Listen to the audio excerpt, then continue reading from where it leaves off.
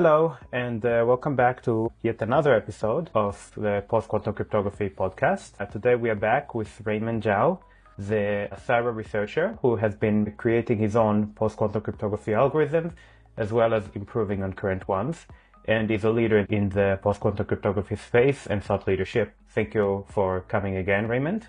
And today we'll be talking about the three cryptos: cryptography, cryptocurrencies, and crypto agility, based on, of course, the latest development in blockchains, in the PQC cryptography, and most importantly, arguably, the latest government guidelines, especially in Australia, which bring the question of crypto agility, as even the post-quantum cryptography algorithms seem to be under the scrutiny, to say the least. So let's start, of course, with blockchain. Raymond, maybe you can tell us a bit about your work in the blockchain. You have mentioned that you are very interested in that space, and you think that the intersection between PQC and blockchain is going to be very relevant in the upcoming days. So maybe you can tell me a bit about your work there, what some algorithms that could be useful for some people, and how much of a danger is blockchain in, and what can people do in order to help mitigate themselves from that issue? Yeah, sure. So basically, in blockchain or cryptocurrency applications use digital signature to do the authentication, basically to authenticate the user's identity, and also make sure that basically if you have a transaction, then the integrity of your transaction, right? Then the problem is with the quantum computing, then basically if, for example, the attacker can force your signature, then basically they can just spam your cryptocurrency, right? Basically, because if you they can just have a transaction, then just use for the signature to sign it, right? Then yeah, so this basically will make most of the current blockchain or cryptocurrency applications with the digital signatures, which are only secure against classical computer in danger, right? Basically, so that's why we need PQC right in this space, because if you have PQC, then basically now your currency, they are safe against quantum computer, right? And also last time we mentioned for some application the security need to be long term, right? And I think this is also the case for any kind of things related to finance, right? Because for example, for your blockchain, for your cryptocurrency asset, you also want to make sure that it is long term secure, right? You don't want, for example, one day there is a breakthrough in quantum computer, all of your cryptocurrency vaporized, right? You don't want that to happen, right? Yes, for sure. So is blockchain in danger of harvesting out the crypt later as well, compared to the other industries that we talked about in the last episode? Are there keys at risk of being harvested now to be decrypted later? Yes, right. Because if you are using the classical, digital signature only secure against classical computer, then basically you need to have the signing key for your to sign your transactions, right? Then basically the problem is the public key, they are basically public on the blockchain, right? So basically everyone can verify the digital signature. Then the problem is, if basically for this kind of forging digital signature forging attack to work, basically the attacker could just, for example, take your public key, then maybe the attacker can work out what is the private key or the signing key, right, from your public key by using a quantum computer. Then with this private key, then the attacker can just forge any signature, right, with your identity, right? Yes, Mel, that makes sense. So let's say I'm a crypto provider, and I have I have my crypto users who have their public keys and they got harvested. Is it too late for them? Once we do the migration, the public keys have already been harvested. Is there something that can be done to prevent any damage? So I think this actually has already this is happening. For example, maybe you know a bit of history about the Ethereum, right? So basically they have the version 1 and version 2. So for version 2, they did a few tweaks to the protocol, right? Then they do a fork of the blockchain. So basically the user who still want to use their old version 1, they can still use the version 1, but basically for most of the support, they will migrate to version 2, right? And I think for some blockchain cryptocurrencies, I know they are also doing the P2C migration. Maybe you know one of the cryptocurrencies called Algorand. They basically have recently signed a big contract with the Monash University in Australia. Then basically they are doing the P2C migration, and I think now they are trying to add like Falcon or FNDSA to their crypto system.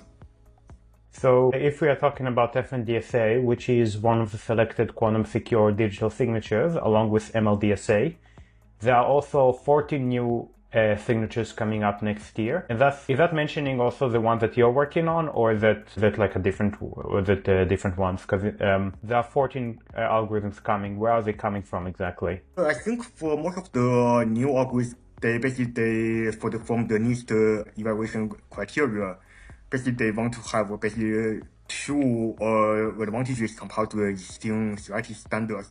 One is basically they want to have something based on different harness assumption.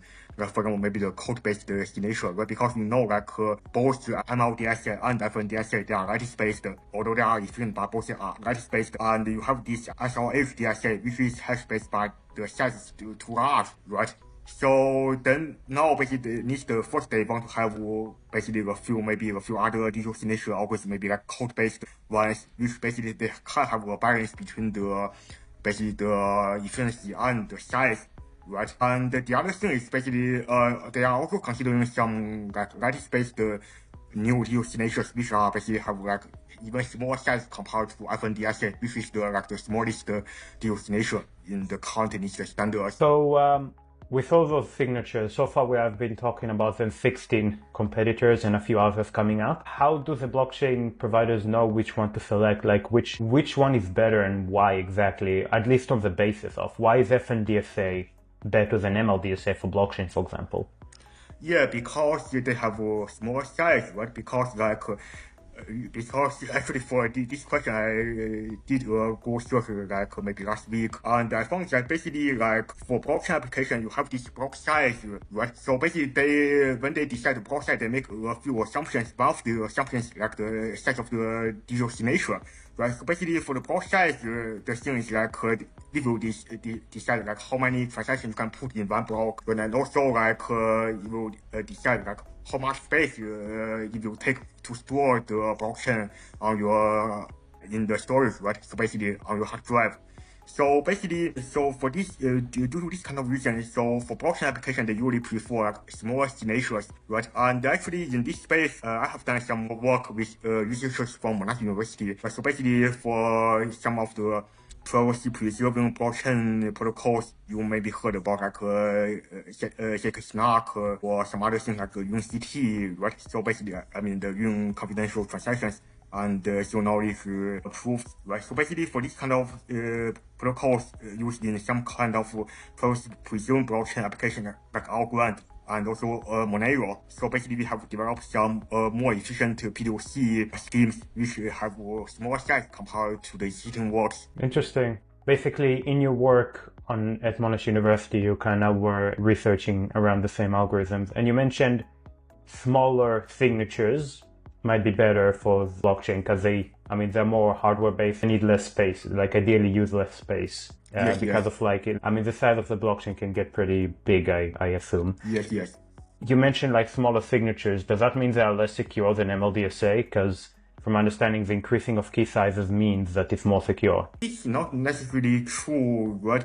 That really depends on how you construct the digital signature, right? Because, for example, if we compare like MLDSA with FNDSA, although they are both lattice-based, but they are based on like different ways to different construction. So basically, like for FNDSA, it is like a direct hash and sign signature. Like you may think about like the ISA, right? So basically, like a direct hash and sign signature. So it has this is like more efficient in terms of the size. And on the other hand, for MLDSA, although for the computation it is faster, it is based on some you need to do some other ways of when you construct the signature. But it try to basically to make sure that the output distribution of the signature is indistinguishable from uniform distribution. So it is some other things. So this will increase the signature size. I see. So MLDSA has faster computation, but FNDSA has smaller signatures. Yes. Which means what you choose depends on your use case. And I assume that's also the case for the 14 upcoming algorithms. You basically... Yes. Like for the upcoming algorithms, so for 2 of them, which they have like even smaller size compared to FNDSA, so which I think may be beneficial for blockchain applications. One of them is called Hawk WK. So basically, it is also lattice-based, but based on a different lattice harness problem. So it has like even smaller size and also faster computation speed compared to FNDSA. And the other one is called SQI Sun. I forgot which is the exact harness problem, but I think this is maybe the isogeny-based ones. But for that one, it has really small signature size. The size is very close to, for example, the ISA signature or like even like this curve DSA, right? But the thing is, it has very slow computation speed. Basically, it will take very long for the computation, especially if you need to run it on some like kind of embedded or IoT devices. Interesting. So with the upcoming 14 algorithm, there's like basically some exciting things coming. Sounds like more efficient algorithms, smaller, more space efficient algorithms. As a blockchain developer, you mentioned like, smaller key size. Is that the only factor I should take into account? What should I take into account when selecting a digital signature for my blockchain? So I think based on the current research, so basically I think the most discussed the topic is basically about like the small size, as you have already mentioned. But I think I also mentioned for some work I have done when I was working in Monash University. You also probably want to do some kind of more advanced protocol if you have a privacy preserving blockchain application. So for those kind of more advanced protocol like zero-knowledge proof and also like using confidential transactions, then for this kind of thing, like how to do the POC migration, that's a very actively research area at the moment. Because for those ones, it is not as easy as, for example, you just replace digital signature. Your classical digital signature with a P2C signature is not as straightforward as that, because for those kind of protocols very complex. So you need to do then how to construct such protocol which is quantum safe. That's a big question, actually. So it's basically an area that's being actively researched and changing by the day. So yes. What a blockchain provider should be doing is keep an eye on those, as hard as it may be, and just basically select the best algorithm at a time. And then as they go on, adopt better and better algorithms. Is that what you're suggesting? Or do you think there's a better way? I think for now, for the blockchain application, they need to start to consider the P2C migration, right? Like, for example, for digital signatures, they can just try to replace the classical digital signature with the P2C digital signature, right? And also they may need to reconsider what is the block size, right? Based on the size of the P2C signatures. But for those more advanced protocols, I think maybe for now they can't start to adopt those protocols, right, which are still under active research. But I think if you have every year, basically one of the more efficient version of such protocol will be published in academia. Then I don't think you will want to update your protocol every year, right? If there is a big difference in the protocol, right? Because if there's a big difference, then we need to do a fork, which I think it will cause a lot of headache. So I think for those more advanced ones, they can start to. That's my opinion. That sounds like quite a bit of work is ahead of those blockchain providers. Either way, what would be some ways for them to keep ahead of the curve without it being too daunting? Because otherwise, it sounds like it might be just too difficult, especially for the smaller blockchain providers who barely have enough resources as is. So I think one way we could consider if we can provide a cloud-based solution, for example, for this kind of more advanced privacy preserving protocol using blockchain applications, right? Because for some of my research work, I had the code, right? But that's something you could consider, right? If we can provide a cloud-based solution also for this kind of protocols. So then the blockchain provider, they can start to try to adopt this kind of protocols which are quantum safe, but then they can see what will happen with their blockchain application. Sounds like there is a new era of cybersecurity services, if you will. Since RSA and AES are so ubiquitous now, they're available everywhere in any language, there's no real, there are few, but there's no, proliferation of cybersecurity services who offer those algorithms. Sounds like with the whole PQC area, providers might be now key for people to keep on top of things. Because as you mentioned, so many new algorithms, different key signature sizes, block sizes, that they're going to have to change every time. That's extremely daunting. So unless they're massive and already have their dedicated team to keep on top of things, it might be recommended to look into maybe a third-party provider or something, or maybe talk to you from time to time and get the latest insights. So it's all quite interesting. I think since we're already talking about constant adaptation, maybe we can move from the first cryptocurrency to crypto agility and cryptography. Lately, in the last few days, I think, was it December 12th, the Australian government came out with guidelines to adopt PQC. I think it's been surprisingly one of the most proactive government initiatives, because most other governments are just saying, we are recommending that you do this. They're saying, we're going to stop supporting pre-quantum algorithms in 2030. That's a big change, and that's very short notice, relatively speaking, because now people have 5 years, especially if they work with government, to upend their entire infrastructure. Before we get to one of the more interesting things about the paper, what do you think prompted the thinking? Do you think breakthrough like Willow from Google or other things have caused them to act, or have they been thinking about it for a while? And why 2030? Do you think that's too soon? Do you think that's too late? Because the American government, I think, has 2035. So that's a pretty big difference. It's 10 years versus 5 years. Why is the Australian government even more fast acting on this and more strict than they are than the American government, as they even brought their own specific controls and specific guidelines that have been extremely comprehensive? I think because I also had a few email exchange with a few people, other people working in industry, right? And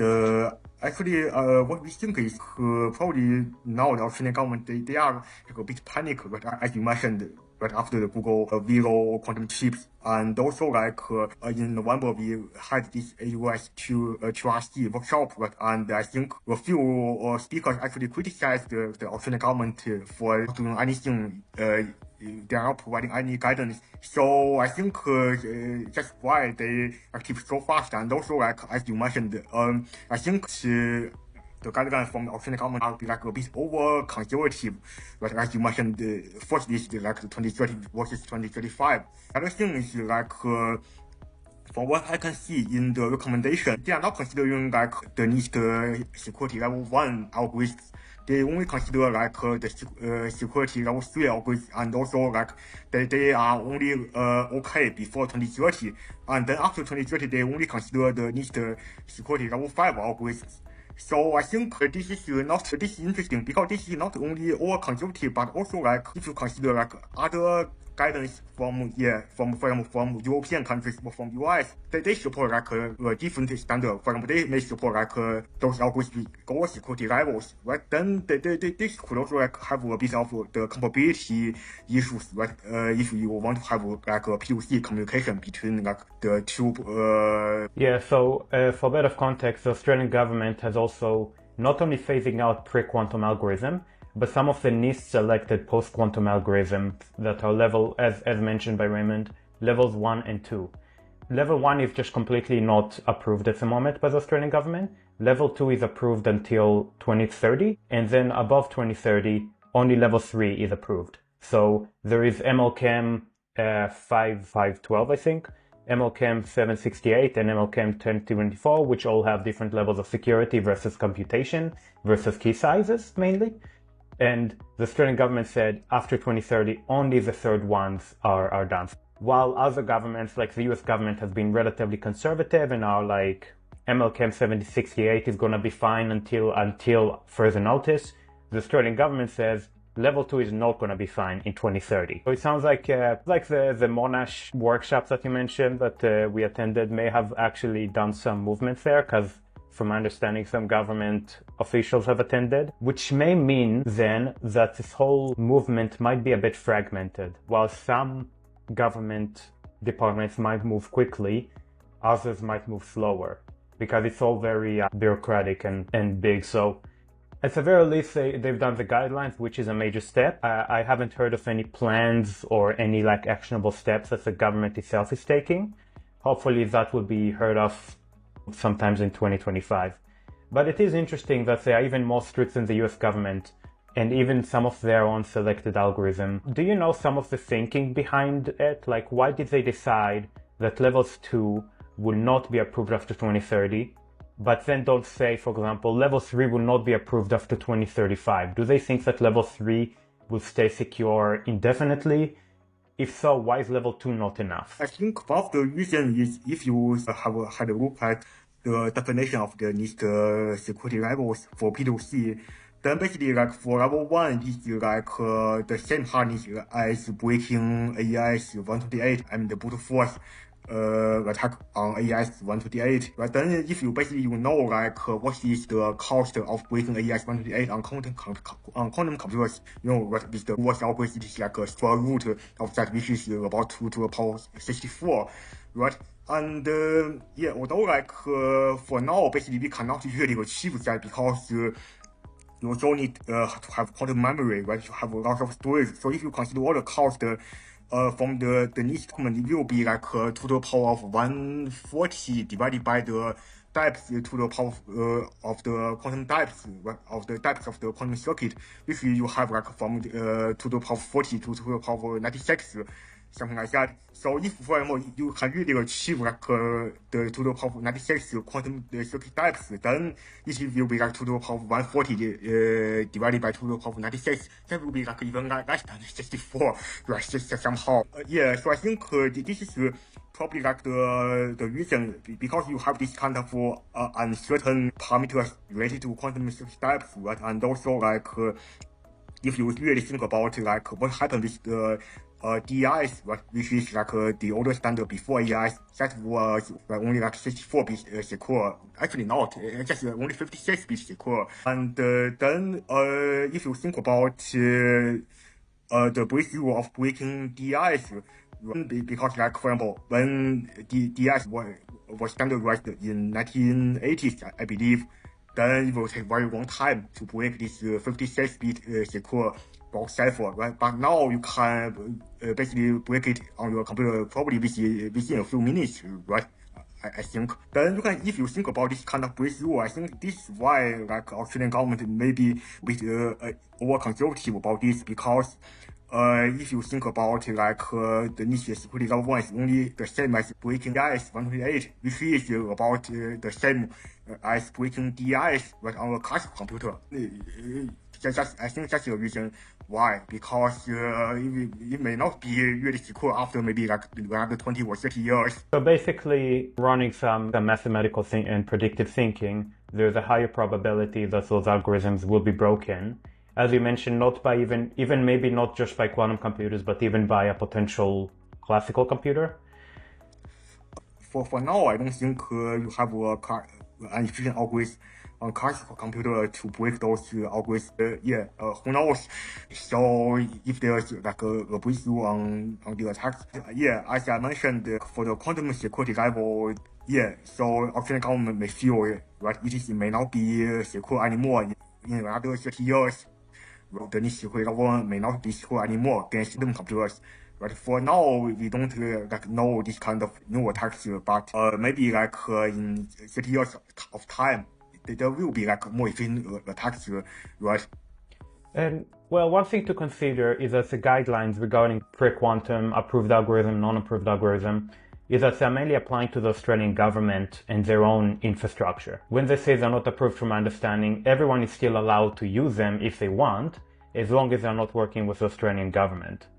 So is that correct, or am I misunderstanding? Or are they like planning to just completely unapprove the algorithms for everyone in Australia? I think for this kind of ISM standard, I think the Australian government really need to comply with this kind of standard, but I don't know if this will only also be applicable to, like, for example, to like the companies. But I don't know. But at least I think Australian government, their infrastructure, they need to comply with this standard.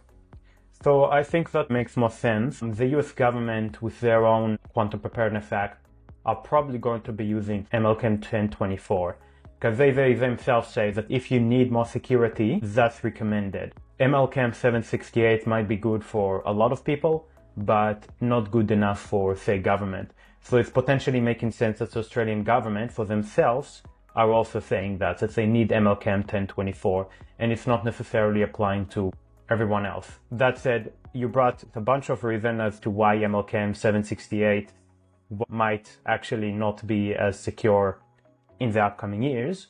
So do you think the US government might follow similar footsteps and start saying that MLChem 768 should not be used either? I think this is also like the probably like a graduate approach, but maybe like in another 10 years or 20 years time, US government could announce that MLChem with 768 is not recommended anymore. Right? That could happen.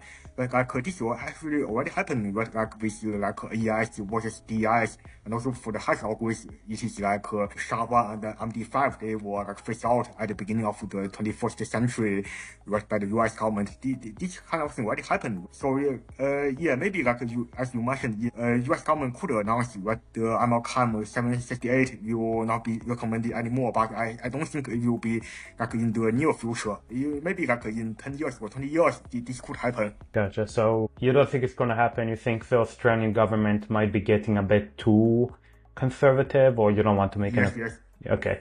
So the Australian government are just kind of going all the way, which, I mean, if we are going by the lockdowns or like the interest rates and everything else, they kind of tend to do that. They act slow, but when they act hard. So that's a pattern that we see usually. That's quite interesting. Speaking of like algorithms and the whole crypto agility, as mentioned, those algorithms, as we spoke, are constantly changing with the standards. The Australian government like already changing. The US government might change. In 10 years, MLChem might be completely insecure and need to be changed for another algorithm. So we will not be repeating it too much. It ties us back to the era of post-quantum cryptography providers who can help companies stay on top. Otherwise, it just sounds way too daunting. I want to move here to maybe a bit to the cryptography part of the three cryptos, the algorithms themselves specifically. Just a quick question from my part. There are 16 new digital signatures being considered by NIST. So far, only one exchange algorithm, MLChem, has been selected and is to be considered. Maybe I'm wrong, maybe I'm missing something, so fix me if that's the case. But why are they looking for so many digital signatures algorithms, but only selected one and kind of, waiting on the key exchange algorithms? And why not, say, create a public-private key like an asymmetric post-quantum? Actually, they have the round 4 evaluation for new key encapsulation mechanisms. They are considering newcomers, and all of them in the round 4 evaluations, they are code-based ones. They are basically, I think they are like BIKE, H2C, and also MACDs. They basically have 3 code-based algorithms in consideration by NIST. However, the problem is like their size, they are probably all of them, they have larger size compared to MLChem. I think NIST may select one from these 3 algorithms for new key encapsulation mechanisms. Maybe I think they will announce the standard probably about the same time. Interesting. So basically, it's more challenging, sound like, creating efficient and small key exchange algorithms compared to say digital signatures, since there's so many competing digital signatures but so few key exchange. Actually, this is not true, because I think creating POC digital signature may be harder, because if you look at the history, basically if you look at when we announced this POC competition back to 2017, then there were like many submissions about the key exchange or key encapsulation algorithms, but there were like only a few digital signature algorithms. And like many of them were like even broken right during the evaluation process. So I think, from my opinion, creating like a more efficient digital signature algorithm is more challenging. The only reason why you have so many new digital signature algorithms is because the core these additional digital signature computations, right? Then basically people start to creating this new digital signature algorithms. Basically, they put more resource to study like how to create a more efficient digital signature algorithm. Then they submit their proposal to NIST. I think that's the reason. So there was a bigger, I'm sorry if I misheard you, but there was a bigger call to digital signatures compared to the key exchange? Yes, because there were like many digital signature algorithms received by NIST during the first POC competition starting from 2017. Right, and basically they selected one for standardization for now, basically, which is MLCAM. They are considering another three, and maybe they will pick one from the other three. Interesting. And in general, why is all the non-digital signature algorithms, why do they tend to be key exchange? I understand that asymmetric is quantum secure and kind of the goal is to facilitate symmetric encryption, but asymmetric encryption has been for a while, and there's NTRU, for example, has asymmetric encryption that is quantum secure.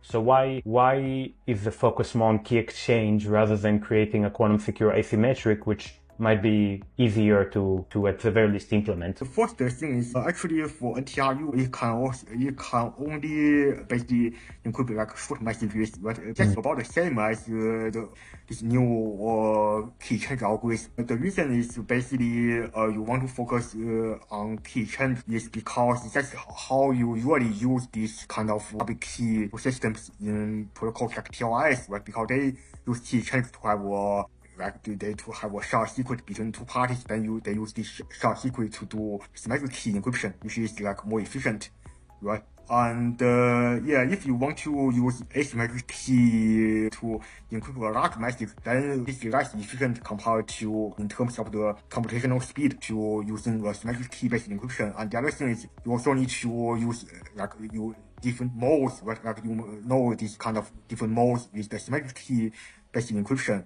like you have the CTR mode and also like the CBC mode, for example. But you also need to have different modes for asymmetric key encryption.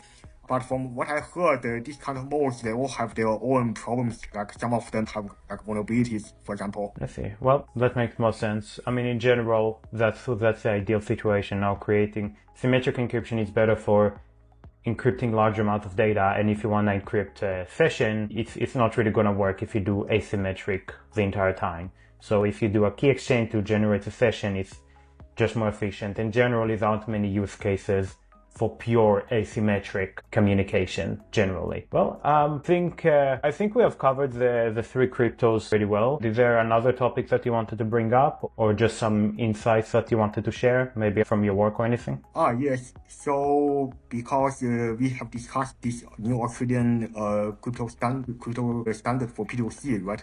Then basically another thing I forgot to mention is like for this kind of level 5 algorithms, they have some of them have like a very large size or memory requirement that they cannot even run on some low-end embedded or IoT devices. Like from my past work, I know, for example, the MLDSA 78 or 96, I think basically level 5.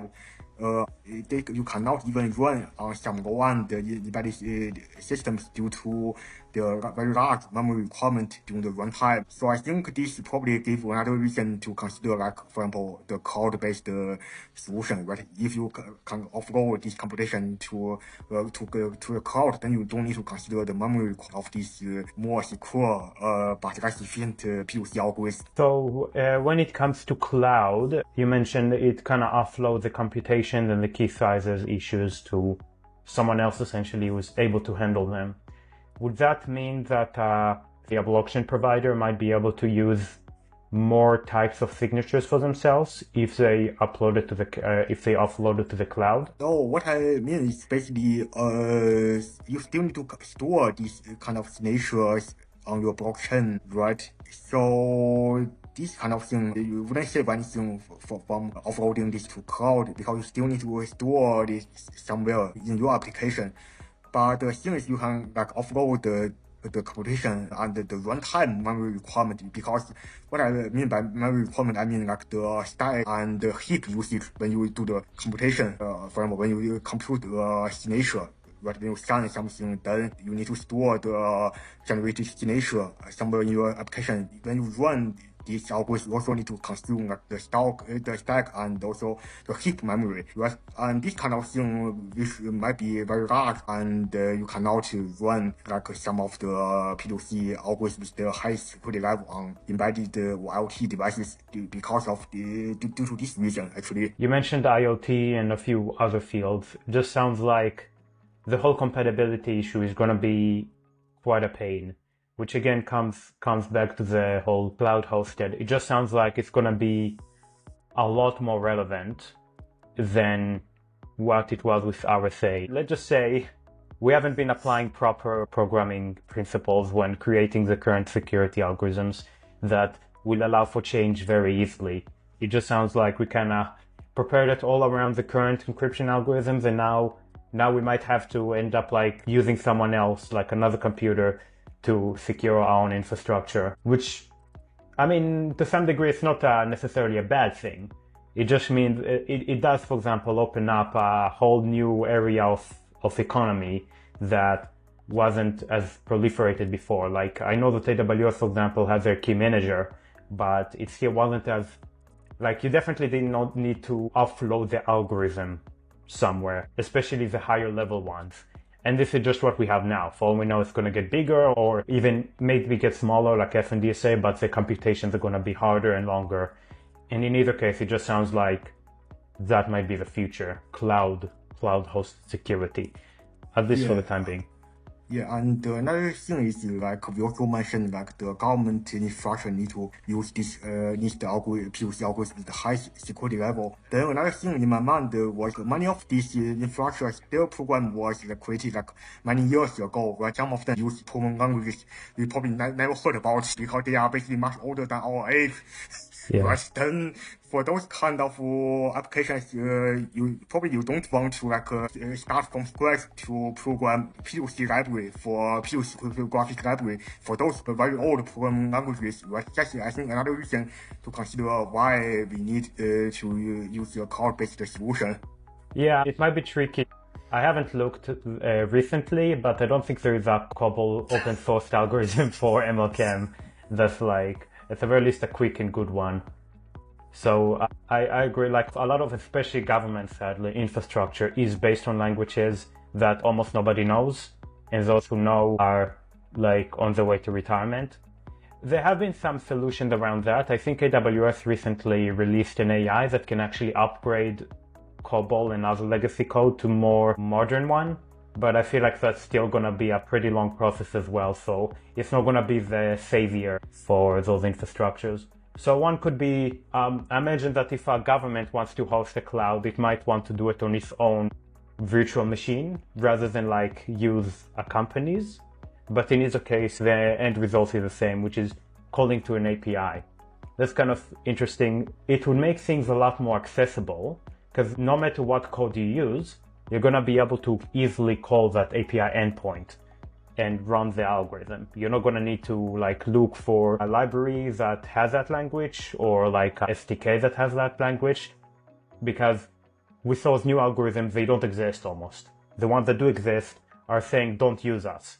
Even the PQ clean one, the PQ clean, like the official C implementation, is saying that we haven't been properly audited, use us at your own risk. So it's quite scary. And that's only in C. So like, you need to make wrappers if you want to run it in another language, and it's all like a pain. It makes sense then that like we defer to APIs that can be called in every language. And that's also a good thing. Like, we are increasing the accessibility of everything without causing any friction between different legacy code. And I think that's a future adaptation that's going to really help with adopting crypto agility. Okay, I think that's been a good chat. Thank you very much, Raymond, for coming. And here we go, another 45 minutes chat. going a bit over time. It's pretty good. I think we still have some materials, but we'll see if we can cover them in another episode, or we'll find some other way to do this. In either case, thank you very much for your time, and we'll see you everyone next time.